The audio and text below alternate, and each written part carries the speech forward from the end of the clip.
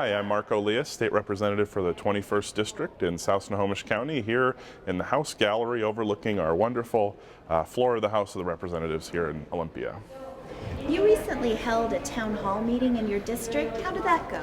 Well, I first want to thank all the people that came. We had a great turnout. Probably about 150 people showed up, and it was good to just hear people's questions and concerns. We know that the economy is really tough right now.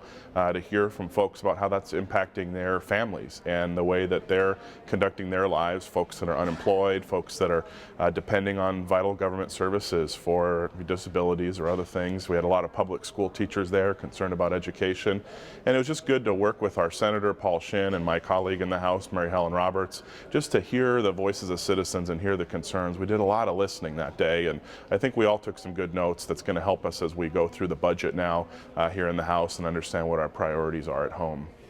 There are 4 weeks left in the legislative session, and some of your bills passed out of the House. What's their status over in the Senate? Yeah, that's right. We're now in the phase where we switch. So we have all Senate bills here in the House, and we're working through those. And all of my bills, the 11 that we passed out of the House, are over in the Senate, working their way through. It looks like about 6 of them have made it through committee right now, and actually one was signed by the governor yesterday. So we're helping kids that haven't taken the math WASL every year, but have continued to take math classes. We talked about that bill earlier this year, one of our updates. That one was signed by the governor yesterday. So the other bills are working their way through, and the Senate's giving good consideration, and we're doing the same over here. Yesterday we passed one of our Senator Paul Shin's bills off the floor. So we're swapping tasks and working on legislation, trying to get everything done in order to get out of here on April 26th, which is our constitutionally mandated 105th day. You serve as vice chair of the House Transportation Committee, and there was a rollout for the House Transportation Budget proposal earlier this week. Can you talk about what's in the transportation budget, and specifically, is there anything for the 21st District? Yeah, we rolled it out yesterday. The Senate presented their transportation budget a week ago. We waited a little bit and worked on ours, put on the final details over the weekend.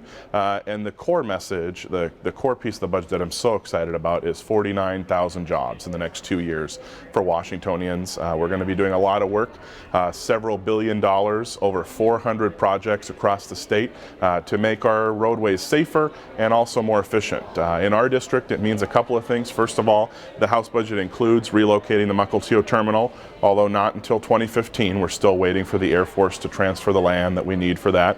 Our budget also includes some improvements on I-5. It also includes the vital projects in King County that our folks depend on, the viaduct replacement, which has a tremendous impact on I-5 and getting our folks north and south into Seattle as they go to work every day. We're also doing some good work on 405, which of course a lot of our residents in Linwood and Edmonds use 405 to get to the east side to work at their jobs and whatnot out there. So really trying to work on the transportation corridors that affect everybody.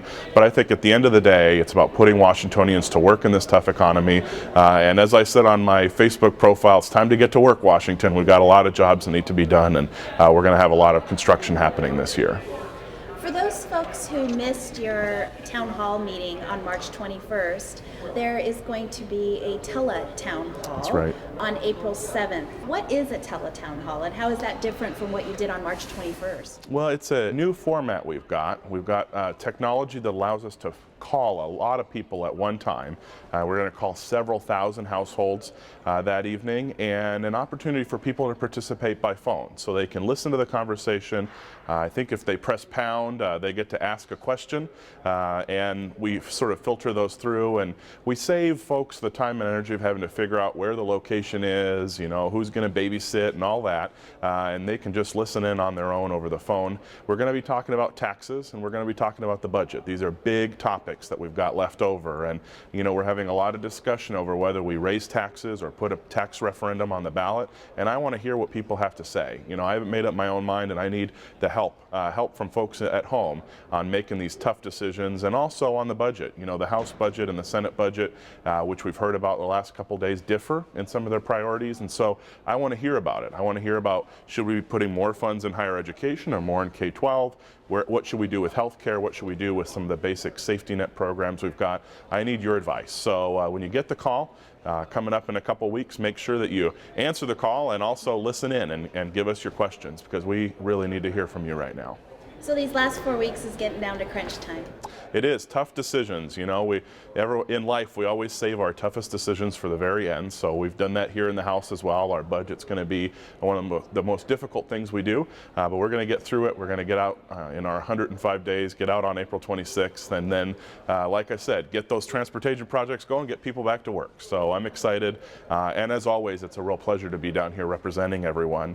And I always try and listen and do the best I can, make a decision that I think everyone can agree with in the end, and do the best we can to make sure that Washington's moving forward.